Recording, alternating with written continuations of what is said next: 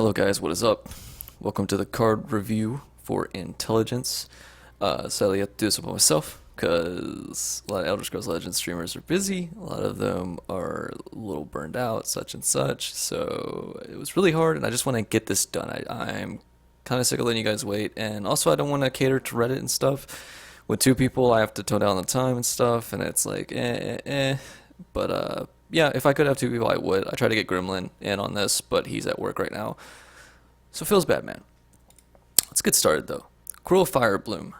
This card is pretty good in a Last Gasp deck, but you're not really going to run it. It's okay, just normal value. Like, you trade a 3-4 into, and then it becomes a 3-1 after trading, and then you Cruel Firebloom it, get a little bit extra value. Both those decks, not good enough in, though. Where this deck is really good is in the first ever Zoo deck in Elder Scrolls Legends, which is ran by Hex L21 or something like that. And yeah, this card is absolutely insane in his deck, and the way he runs it is he runs Goblin Skulls, which he uses to trade in, and then he runs like Schemers and Racketeers, stuff like that. He uses this in Racketeers and Ashlander's synergy, where you can give lethal to like the Ashlander, it hits something, kills it with lethal. The 3 damage kills another thing, and then he Cruel Fireblooms another thing with lethal or something like that. Like, it's just crazy synergy you can do with this card, and he uses it in order to trade up with his little low-ranking targets, which is what Zoo does. And outside of that, though, I honestly don't think you should really play this card, but there probably is a little bit of unexplored potential, as there is in every card, and I can't say that in front of Redditors or else they'll flip out on me. So, yeah, now that I'm doing it all by myself, I can say that. But definitely I think it's a little bit unexplored, but I think it's an okay card, and like I said, I really only think it has a place in the Zoo deck that Mehax runs. Yeah, I guess I'm not even going to show those ratings, they're not really worth showing. Let's go to the next card, Lesser Ward.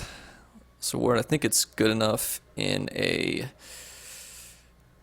Tempo Assassin deck with the action synergy. I think it's good enough there.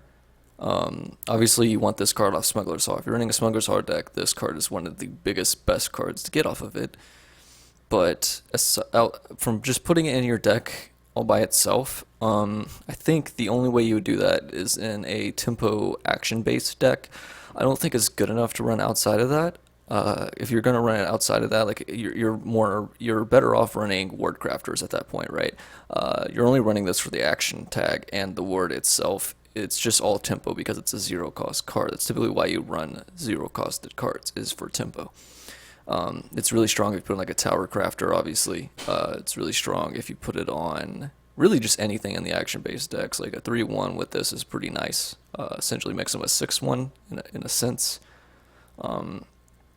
So yeah, I mean, it's just a solid card in those decks, but I wouldn't really see it ran outside of that, and I don't think you should run it outside of that, to be completely honest.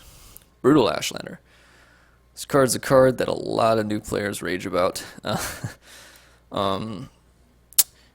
Yeah, I mean, he's not... obviously, he's ran in a lot of decks, okay? He's ran in many control decks because he's a he's just a 1 Magicka card that is not terrible late game. Like, he's good enough. Obviously, he's kind of weak late game, but the thing is that hyper late game against control decks, you can run this guy into someone and then lightning bolt one of their big creatures, which just makes him still viable as a 1-drop. And the other thing is he's just so good against tempo decks, and tempo decks are the meta right now, right? Like, you can run this guy into one of the little, 1/2s or something, and then he maybe hits off onto a 3/3 Kinsman or something. Like, it's just really, really strong tempo-wise. Like, against tempo decks, sorry, to run this guy, because he can really dampen what they're trying to do and what they're trying to accomplish just by their tempo. And against aggro, though, this guy is also extremely good, so it's really the only place he's not amazing is against control. And even against control, like I said, he's not terrible. Like, you can just run him into like a 6/6, and if he goes off on them, you can, Firebolt them, right? 4 damage, yeah, you can Firebolt them. And if it doesn't go in, then you can lightning bolt them or something, and maybe double crushing below, who knows. But there's a lot of things you can do with this guy, even late game against control, so he's not terrible. And even in a control, so he's definitely a solid card. And in a Last Gasp deck, obviously you're going to run 3 of this guy, most likely, maybe 2. But, I mean, he's just really, really strong whenever you can get his Last Gasp off for free, basically, and you can play him with Wisp Mothers and all that. Like, yeah, in that kind of deck, this guy's insane. Solid card. Definitely play them if you can. Crown Quartermaster. Crown Quartermaster, she's okay. She's the versatility of the Still's dagger. She's basically a magical 3/1, but the versatility of the weapon she gives you can higher up weapon synergy and such. So that's pretty nice, and it's very much undervalued with this card. But I don't think she's good enough to like auto run in any deck, but she's good enough to where a 1 Magicka 3/1 in an aggro deck is pretty good. And then if you're running her in a weapon-based synergy aggro deck, then she's really strong and probably a staple card, right? Outside of that, though, I don't think there's any reason to run her. Like, you're only going to run this girl in a aggro deck, at least for now. There's no reason to run her in a control deck at all. Yeah, even in a mid-range tempo deck, I don't think there's a reason enough to run her. Like, if you're going to run someone for this kind of synergy, you'd probably just run the 3/4 guy that gives you a weapon at that point in a mid-range deck, because he has a little bit more synergy maybe, but I don't think, yeah, weapons mid-range is probably unexplored, but it's not played yet. So I think she's really only played in an aggro deck where you want to get the weapon synergy, or possibly at worst case have a 3/1 and just for that little bit of burst and such. Outside of that, I don't really see any reason to play her really. So not like the best card, but she's definitely playable in that deck. Firebolt, this is one of the best cards in the game. 1 Magicka, deal 2 damage to a creature is just so strong. It has the action synergy, which means it's played in nearly every action synergy deck. And it's also played in control decks because it's basically an unconditional 1 Magicka removal that is technically like a 2 damage charge minion, but it can also go past cover. So that's just really strong. It's also acts as like a pseudo ping, even though it's a little bit stronger than a ping, obviously. But yeah, it can act like a pseudo ping, like I said earlier with the Ashlander. Like if you run an Ashlander into a 6/6 and then he hits it with this other proc and then only has 2 health left, you can just play Firebolt and boom. It's still a nice late game.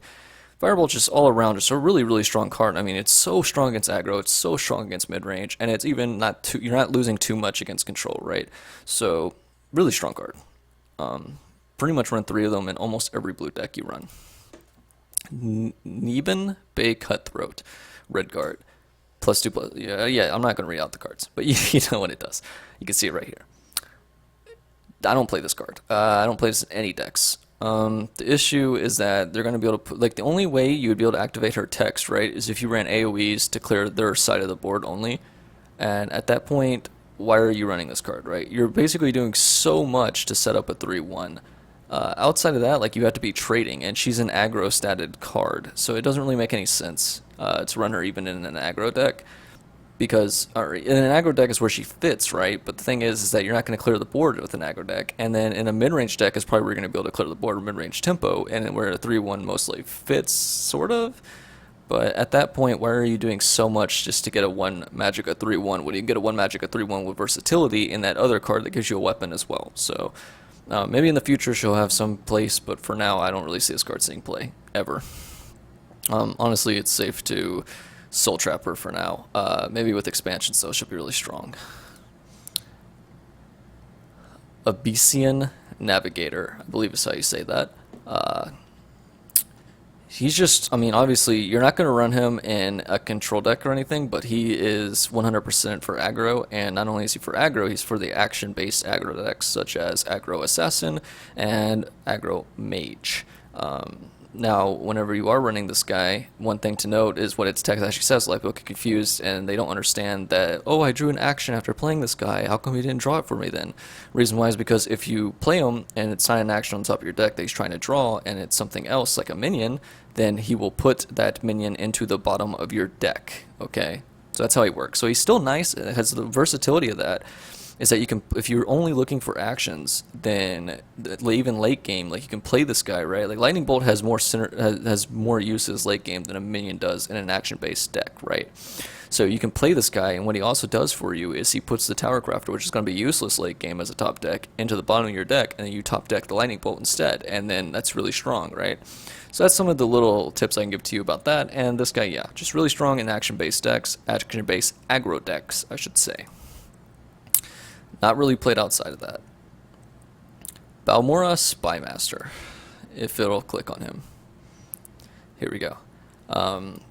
Once again, just like the Cruel Firebloom, this guy is ran in the Wisp Mother Necro Mastermind deck just because he has such a strong swing turn at times. Big RNG card, as you can tell.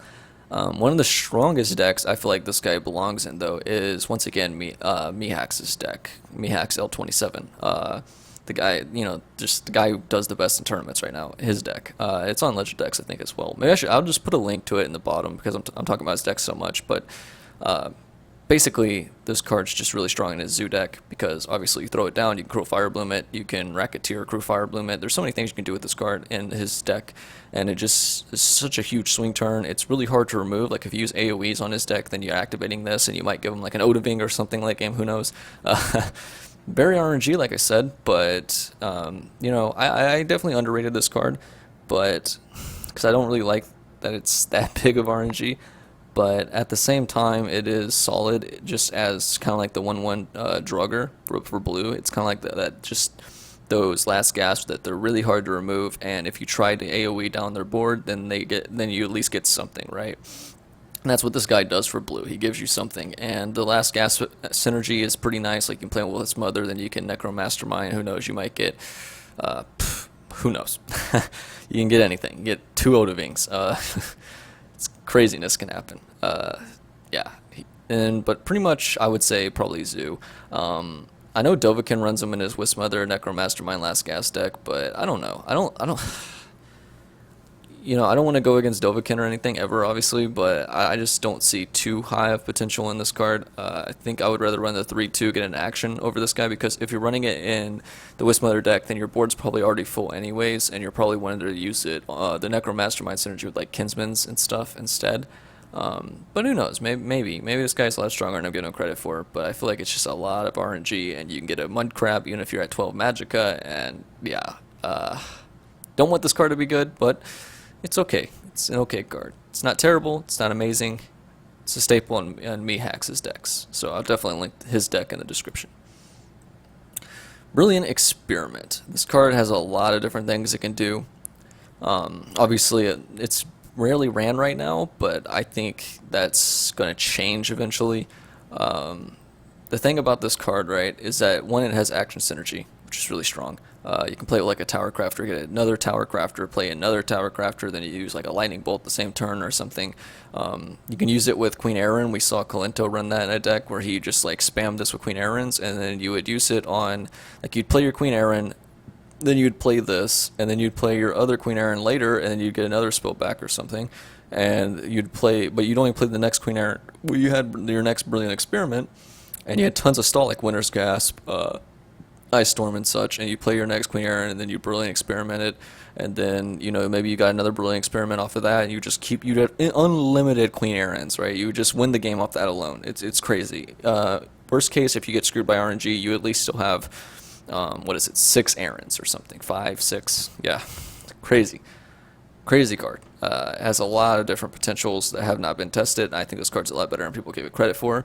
It could be really strong in a mill deck, but unfortunately we all know mill only works against control, right? But against control, I think this, with that Battle Mage guide, the 6/3 that draws 2 cards, and the Forsworn Guides, and just some cards that are solid on their own, maybe like form some kind of mill deck and face off against Control Mage, I think the mill deck will destroy Control Mage. I don't think Control Mage will stand a chance, right?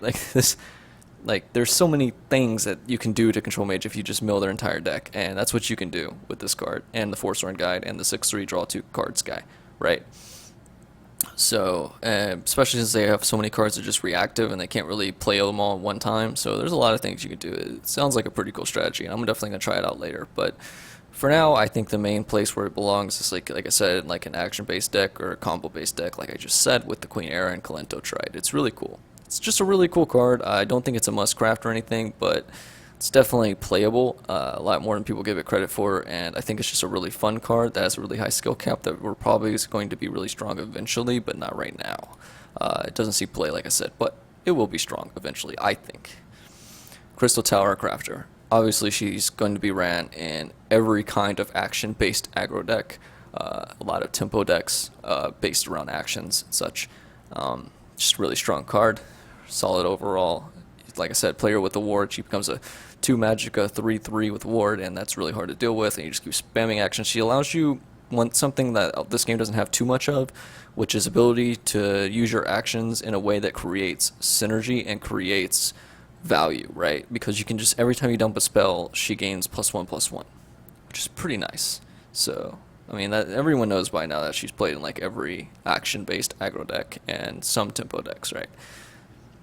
I think I also ran her in my Miracle Assassin, which is kind of, it's pretty much kind of like an action-based deck, but it's sort of on the weird kind of gimmicky side. But yeah, she's right in there as well. Solid card. Dark Rift. This card, I don't like this card. To me, it reads 2 magicka, 5 turns. So basically, it's 6 magicka to summon a Storm Astronaut. Now, you can't guarantee you'll get a Storm Astronaut, right? But the only thing that makes this card different from the 2 magicka 1/1 girl is that this card is, one, it's a support, so you can get completely screwed by certain things in this game. But support destroys not ran too much, so it's not too big of a deal. And the other thing is that it just deals 5 damage to the enemy's face, which doesn't do anything to board at all, right? The 1/1 girl can at least trade into some things, and you can activate Finish Offs, Leaf Lurker, stuff like that. This card doesn't do any of that. It can activate Marauder, I guess. Or maybe it's Crusader. The guy that's a 4/2 in yellow, draw a card. It can activate that, I guess, but kind of consistently. So maybe if you're running with him. But outside of that, I don't think this card's like that great. Yeah. I would rather you, in many cases, run the 2 magicka 1/1 girl over this card. Yeah, even with the support synergy, this card is not that great, and I don't really like this card very much, to be 100% honest with you guys. Dumber Nightblade. This card is amazing in aggro decks. I would even maybe play her in the last gas synergy decks, but I don't know. She seems like a little gimmicky for those kind of decks because you're not really trying to burn down your enemy's face. But she's essentially a 2 magicka 5/1, right? That's essentially what she is, with the versatility of being able to play Still Sword on anything, not just for weapon synergy, right? But with like a Nord Fireband, and you play it on him, and he's a 4/1 charge for 3 magicka. That's insane. Just she pseudo survives to like AoEs and stuff because you get the sword anyways. Just Last Gasp is one of the strongest decks. Anytime a minion does something when they die, it's one of the strongest techs in every game, right? Because you can't deal with it. Like no matter what you do, you can't deal with it. Unless it's like magic or something where you can alter the enemy's hand. But outside of that, there's like no way to deal with it. And yeah, it's just really strong text, really strong keyword, and really strong card overall. It's pretty solid. You're not going to run it in a control deck, obviously. You're going to run it more so in an aggro deck, and you can maybe fit it into your last gas decks, but I found that it's not quite great enough to run in those, even with Wisp Mother and Necro Mastermind. But maybe I'll give a little bit more testing, and like I said, it's just really strong with like charge minions and such. She is technically like a 5/1 for 2, which is really heavy attack, really aggressively statted. But overall, solid card. The versatility is nice. Definitely a solid all-around card. Evermore Steward. I used to think this guy was utter garbage. I turned my mindset around from utter garbage to just not very good. He's just like, there's some certain situations, right? Even with Wisp Mother, you don't really want him, but there is some situations like you playing with Wisp Mother or something, and the enemy happens to not have a way to deal with it, and they have to run their minions into him, and it's annoying, and they can't get through. And then somehow in that certain situation, and you notice how I'm saying somehow and ifs and so many things, because that's what it is. This guy lives in a world of ifs. He's not consistently going to do anything really amazing. The guard word doesn't really do anything. The 2 magicka does something with Wisp Mother, but even then, he's basically a 2/2 for 2 that happens to have guard and ward. And what does the guard and ward add to him? The guard adds a little bit, ward adds a little bit, but not very much. There's not really many synergy with ward, like what's his name? The King Emmerich, but I don't know. Even in a ward deck, I don't think this guy's good enough to run, right? So, yeah. Stay away from this card overall. I don't think that card's worth it in very many decks at all. High Rock Summoner. She basically reads 2 Magicka 1/1, draw a really good card. The only card that's not really good is the 4 Magicka 5/3 Flame Astronaut with Breakthrough. But you basically have a 2 out of 3 chance to draw an extremely good card for its cost. That one chance to draw a card that's like she's not bad, but she's not like amazing, is worth it. And the fact that you're developing a 1/1 while drawing in the cycle, that's insane. This card's really, really good. It's one of my favorite cards in blue set. She's just so good. Yeah, the fact that, like I said, you're playing it. You're not gonna actually. I think you can pretty much play her in all decks. Honestly, like she's good enough to play in all decks, and Flame Astronaut's good enough in aggro. Well, maybe not in aggro, I guess. Yeah, because you want to melt down the enemy's face by turn 6. So even getting the Flame Astronaut is not really that great.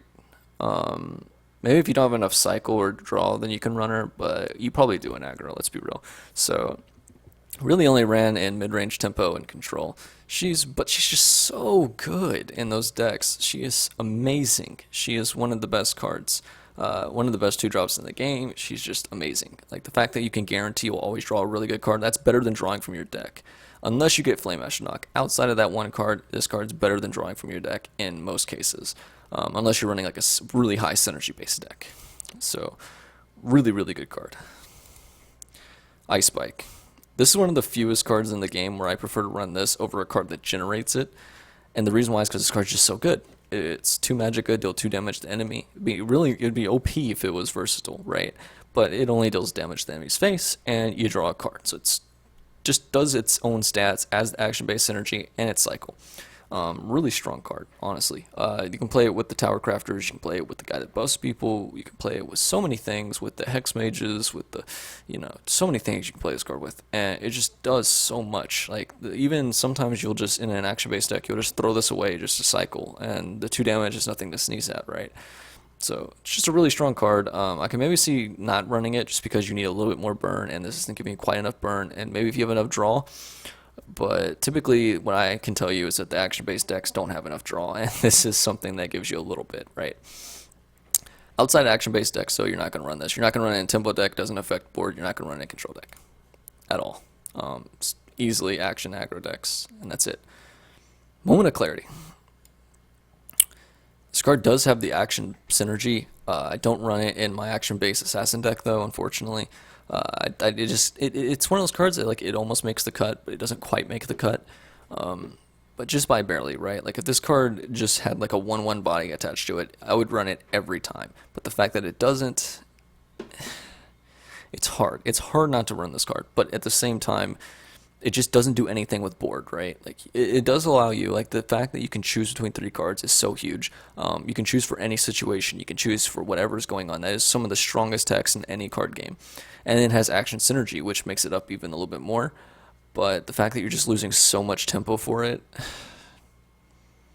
yeah, I don't think you can run this card in most decks. But it's almost there, right? It is so close to being there. Even in a control deck, I don't think you'll run this card. You already have enough AoEs and stuff. You already have enough stuff to answer what the enemy's doing. You don't need even more, and it's not like you need a big threat. Maybe if there's cases where control decks feel like they can't run quite enough cards and they just want something that's this versatile and this flexible, then maybe they'll run this. But outside of that, I don't really see this being even ran in control. And obviously it's not going to be ran in tempo, and it's not going to be ran in aggro. So, yeah, it just barely doesn't make the cut, but it's a really strong card overall. Shimmering Peddler.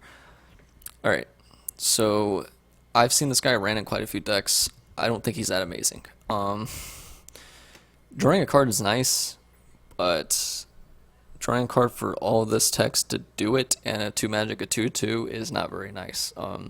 Even in my Miracle Assassin, I don't run him. Even in Burn Assassins, I don't think it's good enough to run him, because you want, when it comes to Burn Assassins and Burn just decks in general, you want your spells to give you huge value. But drawing a card after casting 2 lightning bolts or something doesn't feel like enough payoff to run this guy, right?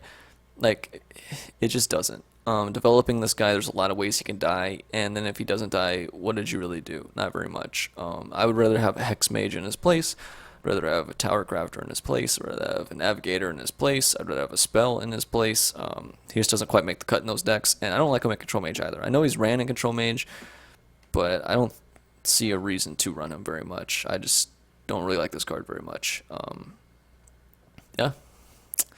If it was draw a card instantly instead of at the end of your turn, I would run him.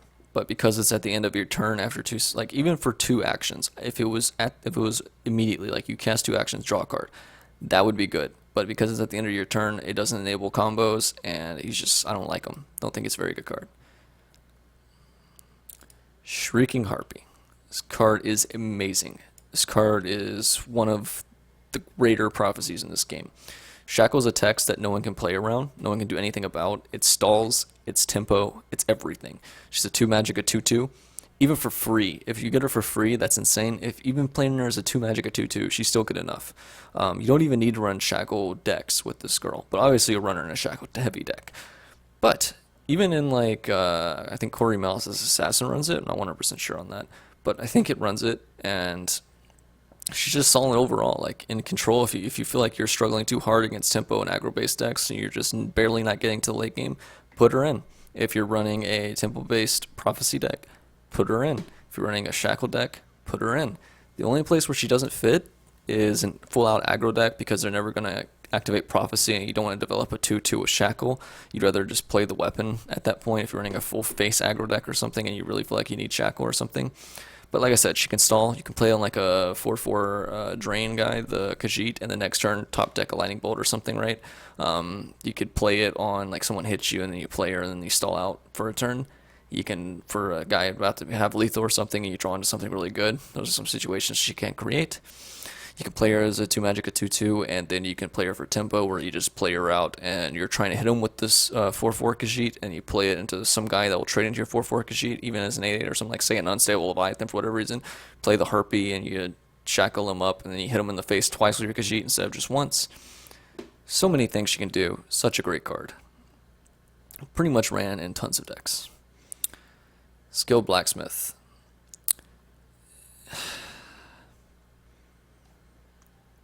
If you're running like a complete weapon-based deck,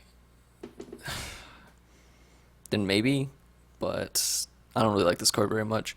He is a 2 magic, a 2/3, but we've learned that in this game, stats don't mean anywhere near as much as they do in, like, say, Hearthstone, or even like Duelists. Like, stats aren't that big of a deal in this game compared to most other CCGs at all. Like, it's more based around synergy and such. So we're mainly looking at his text instead of just his solid stats. And his text isn't bad, but I don't think it's good enough. Like, what are you gaining from making weapons cost 1 less, really? Not too much. Maybe if you're running like a complete OTK deck, and it's not based around Astromancer, which I don't know why it wouldn't be, because she's such a good OTK combo kind of thing with firebands, and you're running like just weapons with firebands or something, and then you can like play the firebands and play tons of weapons, just dump them all on them. But even then, like I said, you could just run Astromancer, which is a better combo. So I know Dovahkiin says he likes this guy in a tempo-based deck, but I don't know. I just don't think this card's very great. I think if you're gonna run complete weapon-based deck, then you rather run the 1/3 guys with weapons, the 2/3 that gets you a weapon, and then run the, I think she's Keeper of Uldaman or something like that, the girl that stops people from being silenced, because even though silence isn't prevalent, silence is the strongest when it's against cards that have tons of weapons jumped on them, right?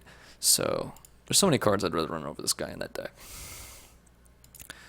So Split, strong card, mainly only played with Wismother though. I don't think it's good enough to be ran in an action deck. I don't think it's good enough to be ran in a lot of decks.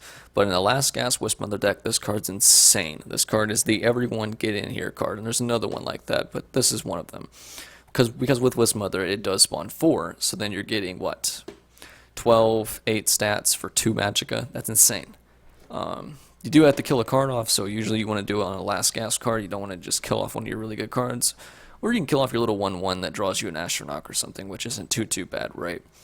Or your Ashlander. But typically you're going to run this in a Wismother Necro Mastermind deck that revolves around Last Gasp and Wismother, right? That's where this card has a home. That's where it fits the best.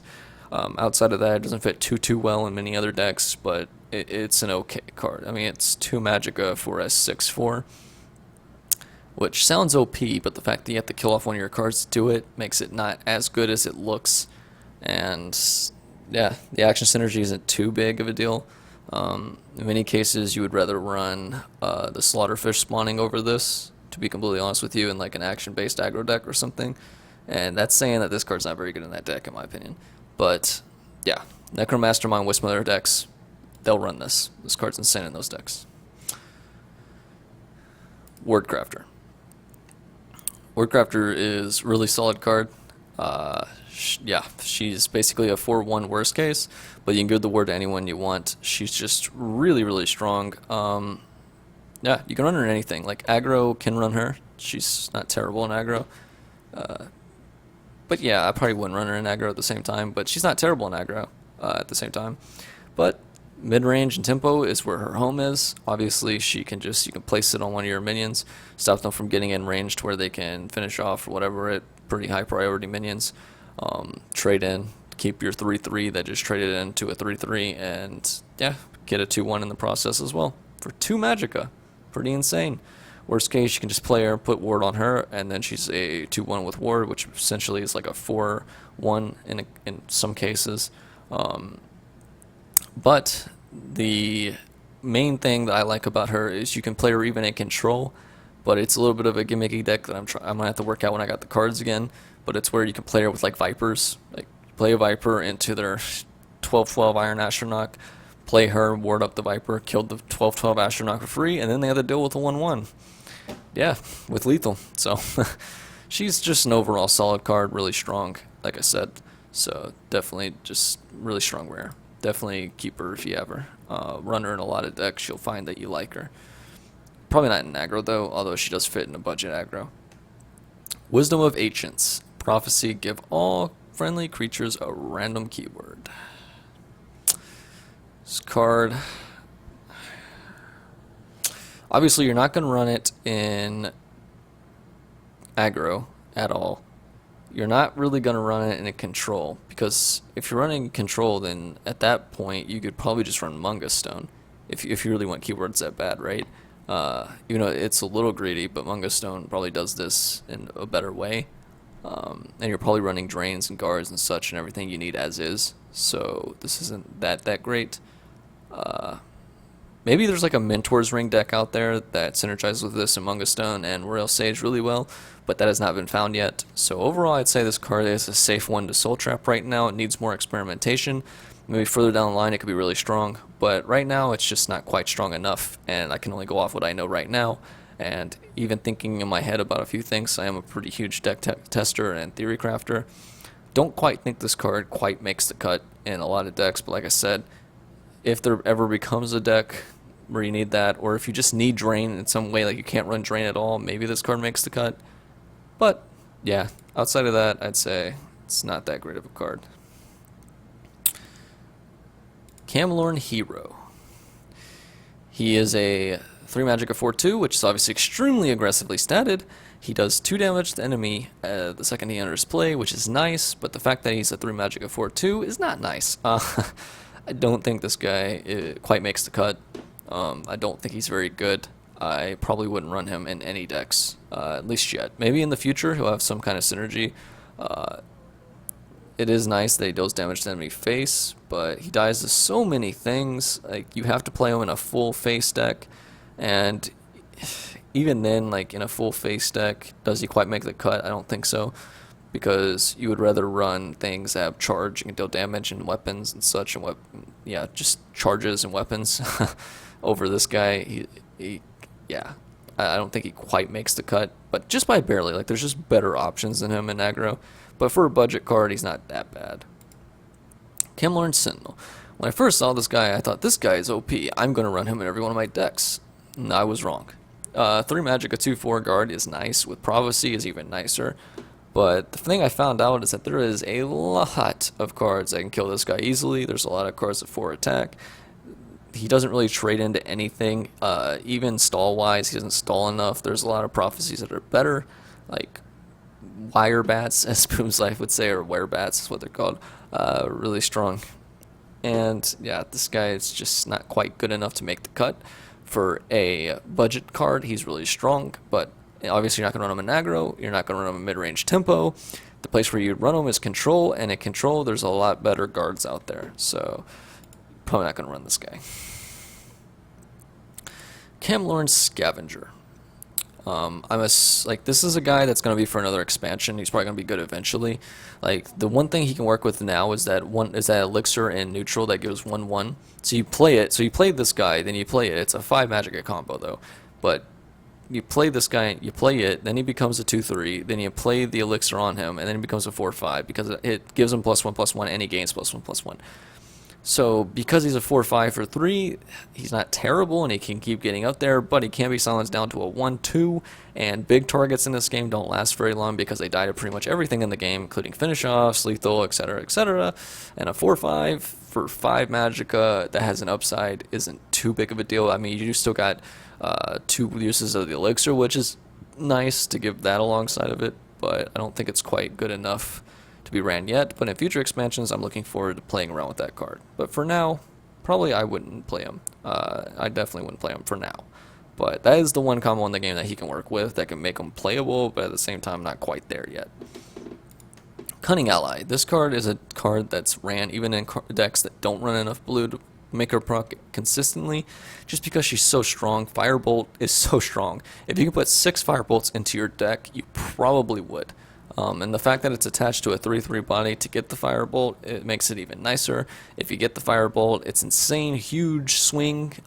She's not going to be ran in aggro, but she is going to be ran in a lot of mid-range decks, and she's going to be ran in a lot of control decks. Just getting the Firebolt is so strong. This card becomes absolutely insane with the Firebolt. Without the Firebolt, she's still a 3/3, which is not a huge downside, but the upside's so huge that you just run her anyways, right? You gotta weigh your risk and reward. That's whenever you're putting cards into your deck, and this card has a huge reward and a minor risk.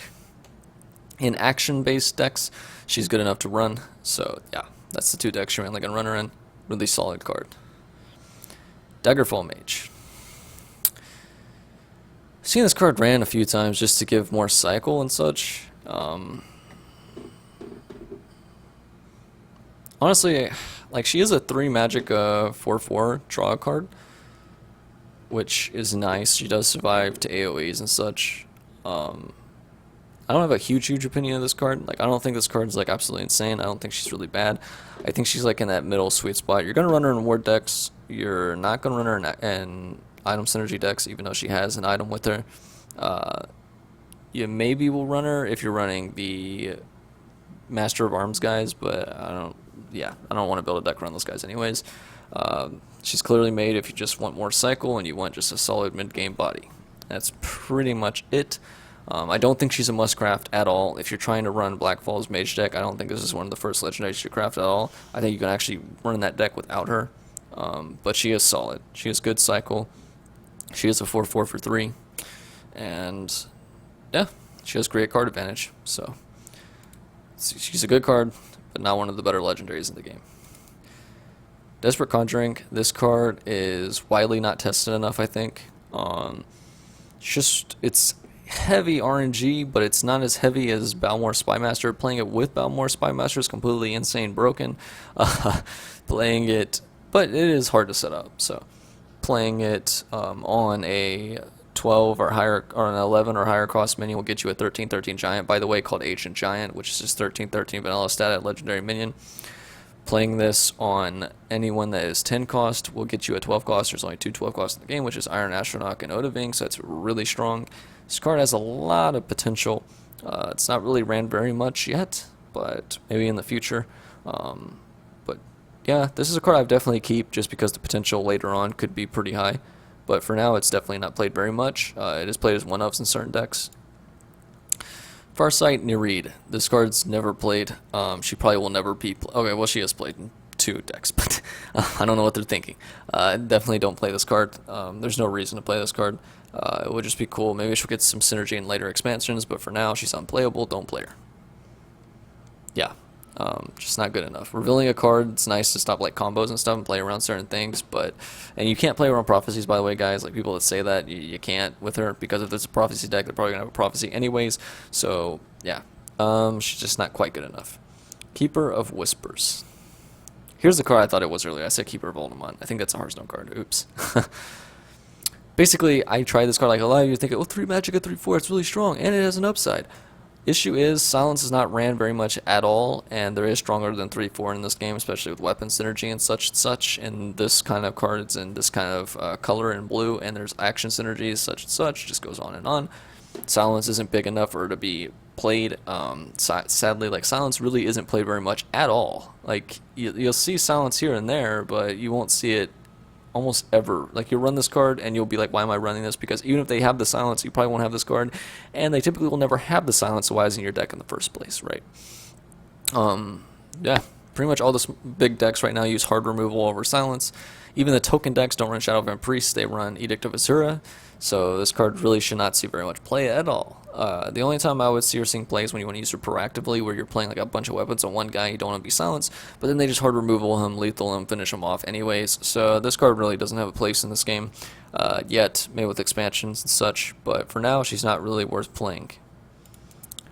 And that is why. So don't let the stats fool you. Base of Encumbrance.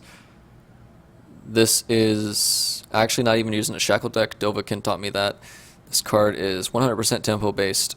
You run it in like an item synergy tempo based deck where you can just play it, slow down, like stop one of their drain minions from attacking next turn, and then just swing their face, set up 2-turn lethal or something. That's what this card's for. That's where this card has a place in.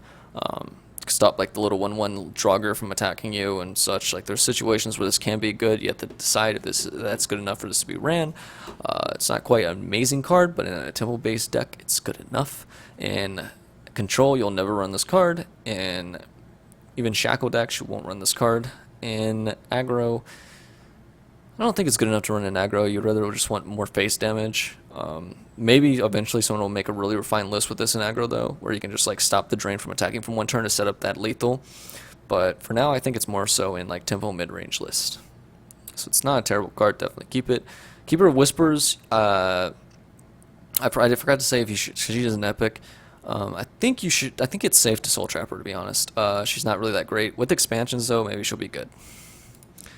Tavani Arcanist. I think this card's underrated by a lot. He's just, the fact that he gives you a random spell is so strong.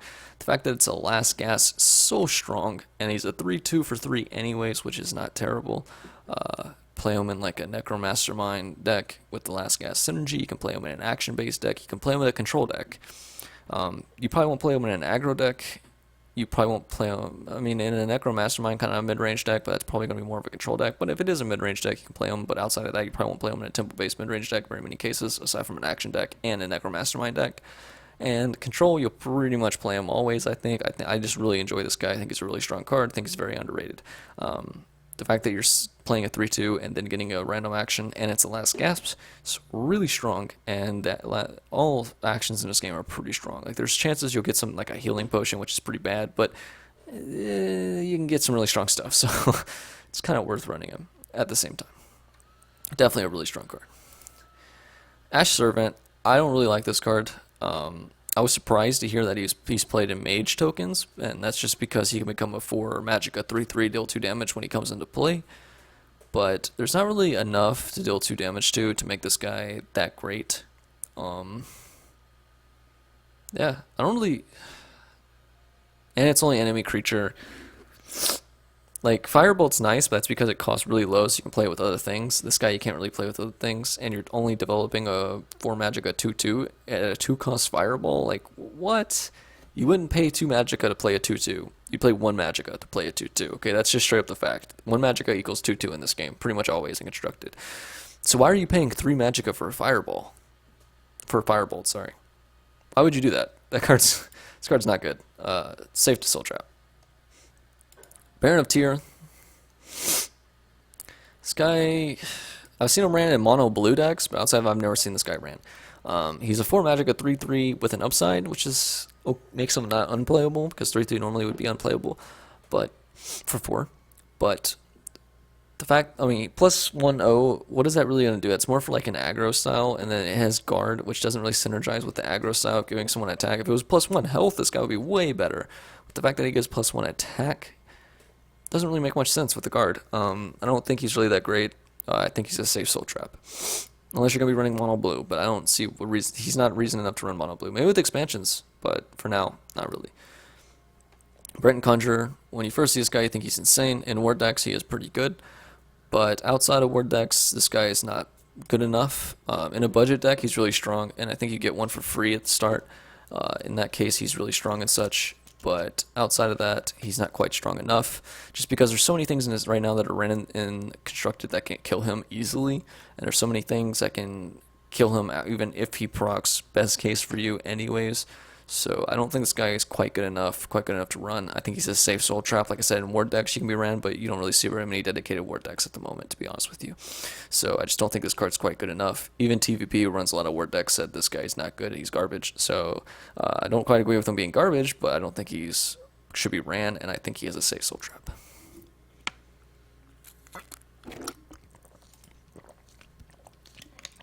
Dres Renegade. This guy might see play in the future, just because of all the harpies and stuff, but 4 magic at 4/4 is okay. With guard, it's also okay, but you can get a 3/6, so the attack and the health is... You usually want a lot more health than attack, and 3 is usually the sweet spot. Like 4 is okay in some cases, but 3 is usually the sweet spot in this game, just based on what's ran right now and constructed. So this card's not quite played yet. Maybe like shackle decks will never really be a thing because they're way too reactive, and being reactive in a card game is usually really bad unless you have a really good win condition, and shackle decks don't have a good enough win condition, so that will never really be a thing. But until maybe in expansions, but for now it's not. But maybe this guy will be ran in a deck that tries to make use of the 7/7 for 4 guy, as well as silences and such. It pseudo gives him charge because you can play it, and he's shackled, he becomes unshackled and ready to attack anyways. So maybe keep this guy just because all the unexplored potential, but very much he is a gimmicky card. So take that for what that is worth. If you're trying to make a tournament lineup, then this guy is safe to soul trap, but he is a fun card, and I think I could see him seeing play eventually in certain gimmicky decks. Dres Tormentor. I've already said it. Basically, this guy is 100% reactive. He's really, really reactive. 4 magic for a 3/4 is really bad. You're paying 1 magicka extra for no reason, as far as like tempo and such and stat wise.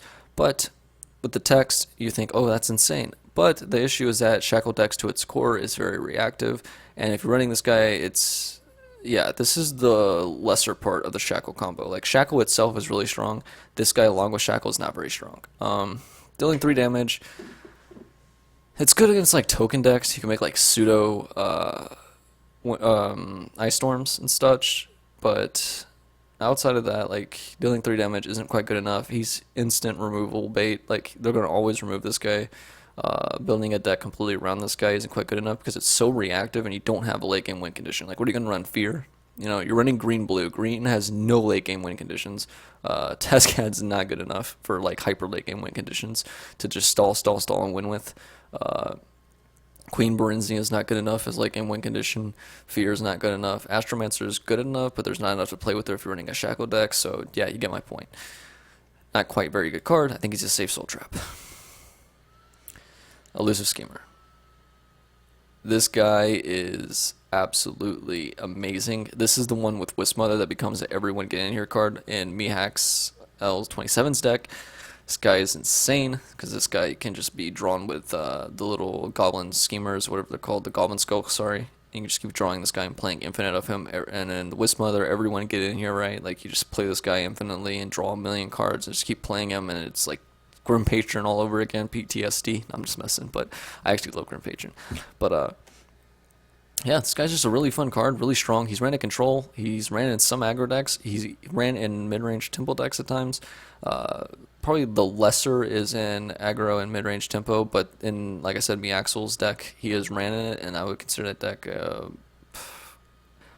Yeah, I'd probably consider that deck more of a mid-range tempo deck over an aggro, just because, yeah, he does run cards that help him develop boards so then he can go face, like a Zoo would do. So Zoo is more like a mid-range deck, to be honest.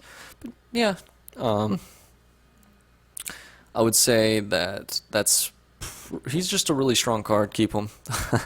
Really strong. Don't want to talk about him all day, but he's one of my favorite cards. Really strong. Really, really strong. Keep him. Play him. Awesome card. Firestorm. Firestorm, it's a decent control card. There's a lot of things with 2 or less attack and aggro, and a few in the mid-range decks. Not so much in control, but take it for what it is. It's not a terrible card. It's very reactive. It's very much so for the aggro matchups, and aggro's not too much. So how much is he hitting right now in the meta against the actually played cards? Token's not played really at higher ranks, but it's played at lower ranks. So if you're at lower ranks, this card's really good. But at higher ranks, I don't quite think this card is good enough to make the cut. Maybe it's like a 1 of or 2 of. But outside of that, there's not quite enough that it hits right now. If you're facing tokens nonstop, though, it's a really strong card. You should definitely play it there. Definitely keep this card just because it is a tech card against decks like that. So, yeah, solid card. Definitely keep it. Ice Wraith. This card is, like I said, I'd rather run Ice Spike over this card. While it is a huge threat generator, and it is something huge that can win you a game all by itself, I would definitely run it over Murkwater Shaman in action-based decks. Someone told me to run Murkwater Shaman in my Assassin decks. I'm bringing that up. This card's way better than Murkwater Shaman in those decks. But both of them are lower stats for what their cost is, and they can easily be removed, which is an issue. And it's at the start of your turn instead of at the end of your turn. If it's at the end of your turn, I'd run this guy. Because at the start of your turn, it's really easy to kill him with pretty much anything, like Firebolt even, and then you don't get anything, and you just wasted your turn 4. That's a huge deal. So yeah, safe to Soul Trap. If it was at the end of your turn, I'd play him. It's not. Lightning Bolt. I mean, do I have to talk about Lightning Bolt? This card is an auto 3-up in every blue deck ever. It's played in aggro as burn. It's played in mid-range as for your tempo card. It's played in control. It controls the board. And even as your little ditch effort to win and mid-range and control, sometimes it can react as burn even in those decks. It's just auto 3-up. It's a common anyways. You probably wouldn't Soul Trap it anyways. But yeah, auto 3-up. Every deck with blue. Every time. Card's amazing. It's the strongest Prophecy card in the game. It's the only one that's not overcosted for Prophecy, in my opinion. Royal Sage.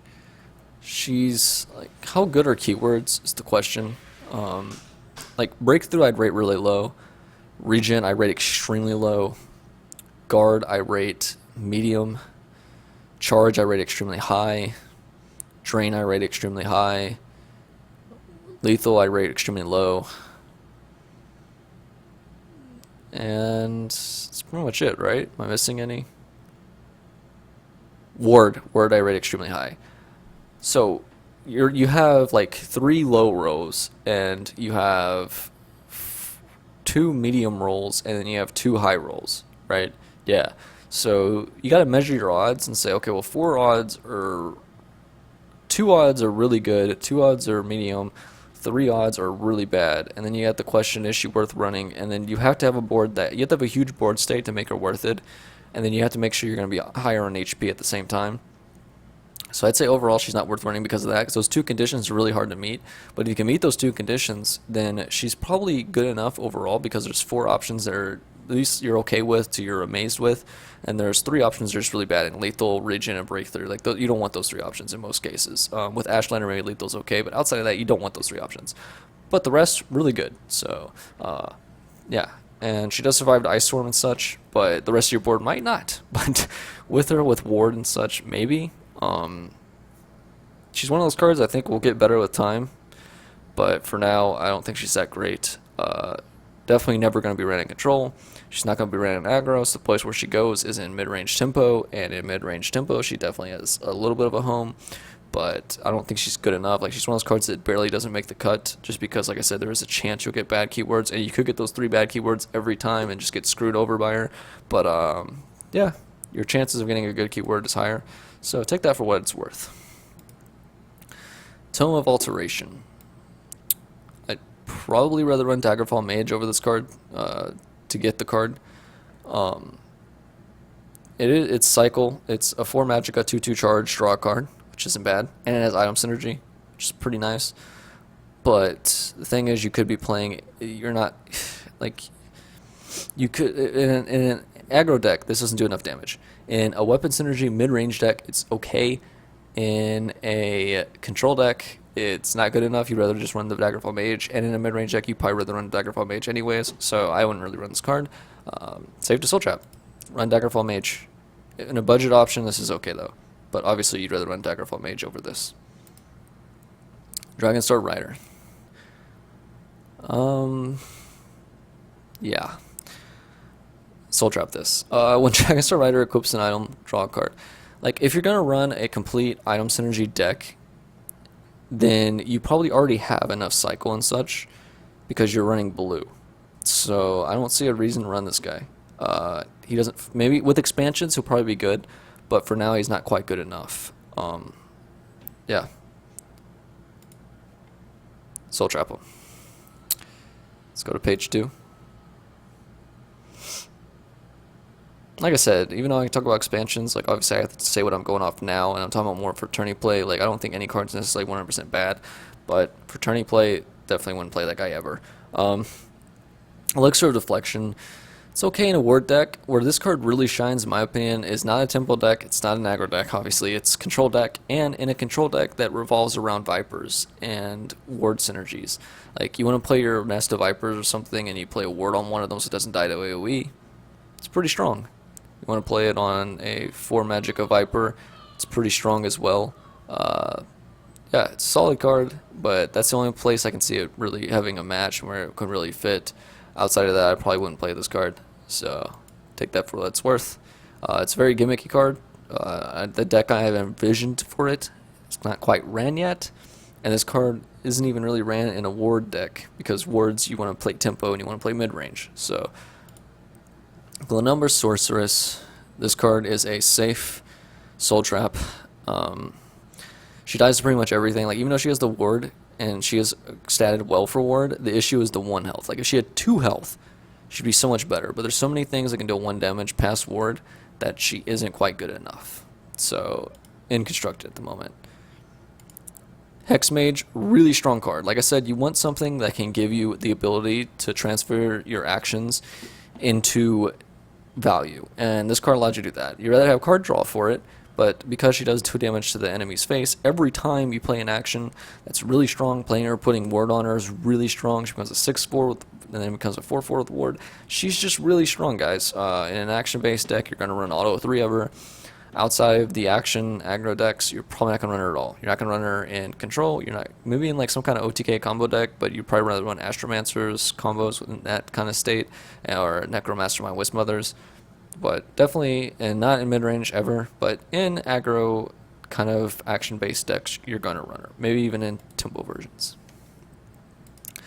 Mentor's Ring. This card's a safe Soul Trap, just because it's not experimented with yet. Like I said, with Munga Stone and Real Sage and that one, I forgot what it's called, but the 2 magic one that has Prophecy, and when you draw it, you get an action and you play it, and it gives everyone a random keyword. Maybe this has some synergy in those kind of decks. You can give everyone charge or something, give like an 8/8 drain charge or something. That'd be insane.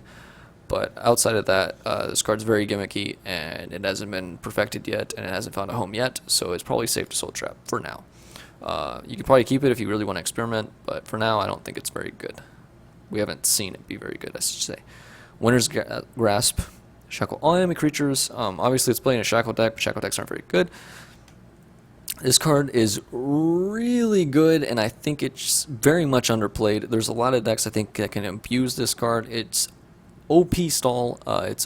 It's so good in Stall. It's basically like you make the enemy miss a turn, basically, right? Unless they have charges, you make the enemy completely miss a turn. Think about how strong that is. There's probably a way to abuse this in this game right now, and we just haven't found it yet. Like, there's no way there's not, because to make the enemy completely miss their entire turn, that's insane. That's completely insane. And we'll have to see. But Kalinto abused this a little bit in the tournament thing, and I thought that was a pretty cool idea where you just played this to get to a combo. And that's what you can do. You can run like an OTK combo with this card. Like, I don't think I saw Dovahkiin running this card actually in his deck, but I probably would. In a Wismother Relentless Raider deck, this card's OP in that deck. You can just stall forever. What can they do? You just shackle all their minions. Who cares if they have a 12/12 on board that you can't deal with otherwise? Shackle them. Who cares if they have a Manticore on board? Shackle them. Who cares if they have the Night Talon Lord? Shackle them. Who cares if they have a 4/4 Khajiit that just hit you and he's an 8/8 now? Shackle him. Like there's no counterplay. There's nothing you can do about it. This card's really strong, and I think it'll eventually be broken. And right now though, it's already strong enough. So definitely don't get rid of this card. There's tons of places where this card can be really strong. Fate Weaver, she's just really strong. She's played a lot more now. I remember when people said this card was bad. I don't even know what they were thinking. Because Prophecy, first off, you can play this card for free. Or let's assume you're not playing it for free. Obviously, you play it for free. It's extremely strong. Let's assume you're not playing it for free, okay?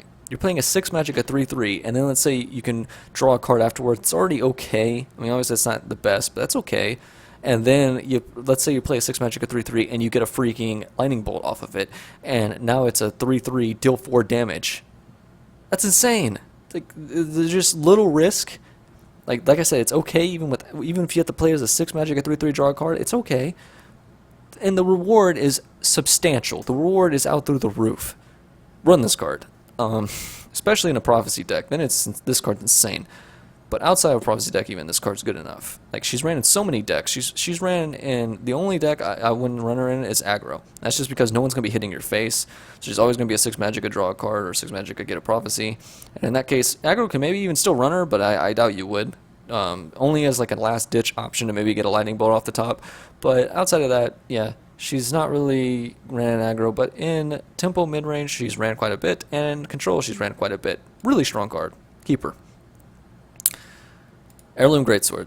This item is a little too gimmicky. I tried running it before. I tried running it with Necro Mastermind to try to get some cool combos off because you can get like 2 of them going at the same time. It does give you like a little bit of burn just off the top, but I don't think it's quite good enough to run, to be honest with you. It just barely doesn't make the cut. I think for now it's a safe soul trap. With expansions maybe it would be really strong, but for now it's not quite strong enough. Could use experimentation, but that's how I feel. Ice Storm. This card is absolutely insane. 6 magic, deal 3 damage to all creatures. Obviously it's really strong. The only time this isn't strong is obviously if you're way behind. You have to be in that sweet spot where you're just behind enough to where it'll work. And even then, like you could probably play it with like a Firebolt or something to get rid of the big guy that'll survive, like a Pit Lion. So this card's absolutely insane against tokens. It's every token player's nightmare. This card is solid against pretty much every aggro and mid-range deck. It's not quite good enough against control, but when you're mainly facing mid-range decks in this meta, this card's good enough. Definitely don't soul trap it. It's a pretty good card. Master of Arms. How many people are running this? Alright, well, some people are running it, but I think this card is completely unplayable. Some people will say, like, oh, in a tournament setting, I should say. Some people will say, like, oh, well, he can be a 6 magic, a 8/8, draw 2 cards. You can be like, way better Jarl, la la la. But not really, because you're playing 6 magic for this guy, and you have to already play 2 Tomes of Altercations, and he dies to everything this late in the game. The thing about Jarl that makes him strong is that he's in a deck where you're playing tons of aggro, and he does his effect immediately and such, and he is a 4/4, and he's drawing you 2 cards off the top. You don't have to do anything to make him work other than be aggro. This guy, yeah, he just dies to everything, like lethal, finish offs, everything. Safe soul trap. Maybe with expansions he'll be good. Now he's not, because lethal and finish offs and everything just make him completely unplayable.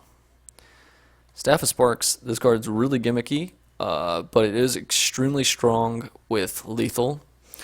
Outside of lethal, though, it's not quite good enough. Obviously, you can play it with like the 1/4 in like a purple-blue deck. You can play with the 1/4 lethal, get Magicka, and then whenever like you just have him live for 1 turn, which isn't too unreasonable, play the Staff of Storms, attack face or something. He kills 4 minions, you gain 4 Magicka. That's insane. But Yeah, very gimmicky card. I think it's a safe soul trap, but in a deck revolved around lethal, like maybe like a blue-green deck or something with Mentor's Ring, lethals and such, this card could be insane, and eventually this card could be broken. But for now, I think it's a safe soul trap, and I don't think it's quite good enough yet. But, like I said, in a blue-green deck where they revolve around lethal and such, this card could find a home eventually, and I think it's going to find a home eventually. So, take that for what that's worth. Studium Headmaster. This guy is completely unplayable in all but one deck, and that's Mill. And in a Mill deck, I think Mill decks are here, and people just don't know how to build them, but I'm going to try to refine one. Eventually, when I have the cards, I need 2 more of these guys to even think about running it. But Forsworn Guides and Brilliant Experiments with this guy, and the only deck that's going to really beat is Control decks, like especially like a super reactive deck like Control Mage. The Mill decks will destroy Control Mage. Like, how could you even argue they wouldn't? They will destroy them. There's no way Control Mage can play proactively.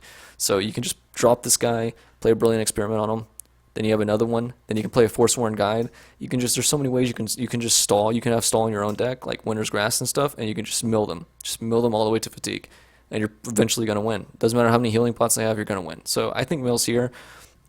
But Mill's very gimmicky, and it only works against control. So this card's not going to be played in aggro, it's not going to be played in mid-range, it's not going to be played in control, it's going to be played in Mill, and that's it. And basically what Mill means is it's where you try to get them to go to fatigue, and you try to get them to draw their entire deck, and you try to get them to mill cards off the top, which basically means they have a full hand, because you keep playing this guy, and then after they keep playing, and after they have a full hand, they'll just burn some of their cards, so maybe they burn like a Mirac and a Manticore and all this, and then, yeah, big deal. And then you just get them to go to fatigue really fast. The only thing is you have to find a way to make yourself not go to fatigue, so maybe run Ungolem in this deck. So you're probably forced into running green-blue just because of Ungolem alone. Like, that's the only thing I can think of right now that'll stop you from getting to fatigue longer. So definitely run that. Must have. So you basically just run Ungolem. You can outlast a Control Mage for a little bit, long enough to where you just win. And you don't want to run too much cycle in the deck, stuff like that. So I think it's a cool idea. I think Mill decks are here. I would keep him if you want to run Mill. If you don't want to run Mill, though, Soul Trap him. He is a safe Soul Trap. Mill's not a huge deck right now. It's probably never going to be, but it can target control really hard. Somerset Orrery. Support. This card should always be Soul Trapped, I think. I don't see any reason to run this card. Shuffle all cards in your hand with Prophecy into your deck, and then draw that many cards.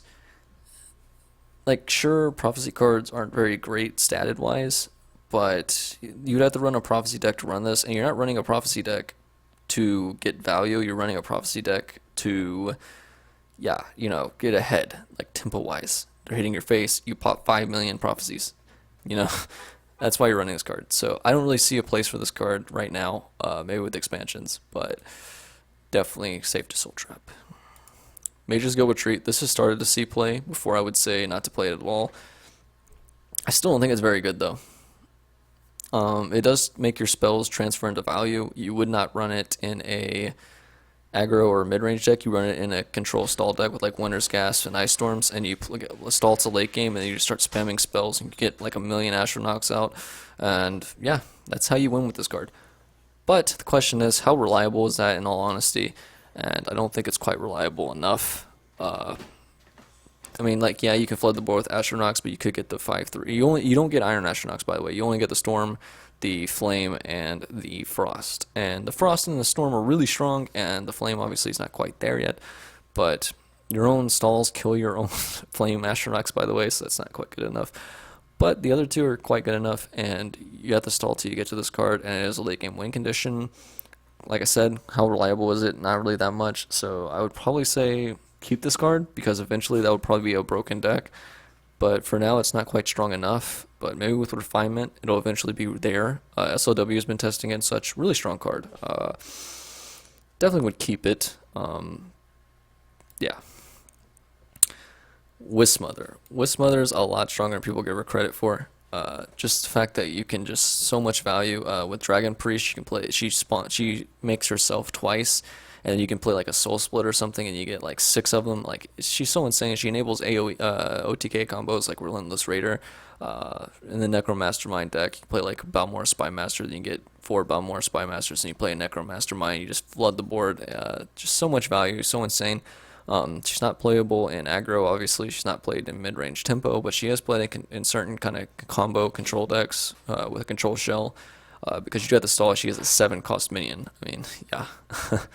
But definitely she's really strong, and definitely do not soul trap her. She is probably going to see play eventually. Enduro Archmage, he's one of those guys I first looked at and was like, this guy's insane. Then I played him, he's not insane. Yeah, he's not a big enough threat for 8 Magicka is one thing.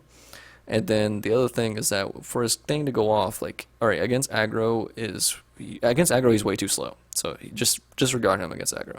Against mid-range tempos where you're mainly going to use him, that's because they're flooding the board.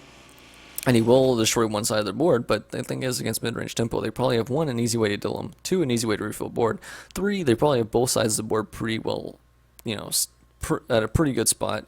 4 is that, yeah, I think I said everything I wanted to say, basically.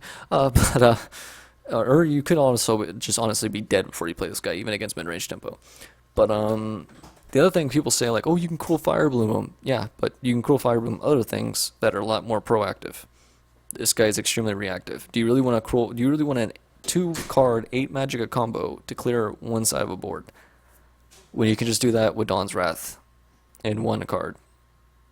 Yeah. The only place where this guy's absolutely insane is in a super greedy deck with Necro Mastermind, but that's so late game that I don't see that reliably happening.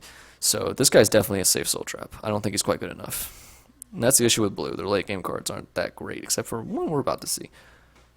Shocking Wamasu. Solid budget card. Outside of budget, not quite that good.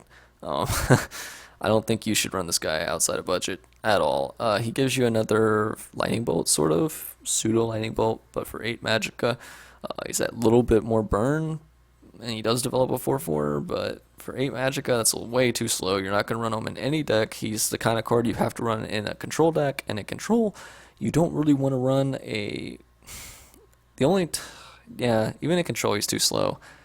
Like, sure, you can kill a card and then develop a 4/4 at the same time, which sounds solid, like sort of like a pseudo Manticora, but if there's a card that they don't want to die, they'll probably have buffs for him, or some form of buff for him, and they'll probably flood the board if they're one of those decks. So at that point, just killing one card and summoning a card isn't good enough, and you have to run AoE alongside of it. So, yeah, I don't think he might slowly curve into some decks, but at the moment, I don't think he quite makes the cut for his cost. Supreme Astromancer. This is the late game win condition of blue. This is the card that works in so many decks. With Smuggler's Hall, she can get you lethal with any kind of fireband based deck. She gets you lethal with so many things. She's just a solid card all by herself. She's 9 Magicka, deal 4 damage, and develop huge amount of stats. What is it, like 39 of stats, and deal 4 damage, and split it into 3 different bodies. The kind of issue is that she does die to Ice Storm really easily, but hopefully you'll be able to bait out Ice Storm before playing her. I mean, at this point, it's pretty late, and yeah, she's useless against aggro, obviously. She's a win more card against mid-range tempo overall, I'd say. Like, if you're playing her, you're probably in a state where you're already going to win as control, and then you play her, and then you just win. So she is kind of like a finisher, I guess, in that sense. Against control, she is where you want to play her, and she's really strong against control. She just wins you games against control. It's really hard to answer at times, and especially if you can play one back-to-back. That's just so much value and so insane. Yeah, really strong late game card. Definitely keep her. Nacron Dragon Priest. This is the guy. This is the strongest blue card in the game, okay, period. Anyone that disagrees, maybe you can make an argument for Lightning Bolt, but not really. This guy is insane. 10 Magicka, 5/5, draw a card, and then play for free. Not only does he enable so many combos, like the Wisp Mother combo, like him into Dovahkiin combo, like him into Mirak combo, like him into so many things that are just insane. He also draws you a card and allows you to weigh your options at the same time.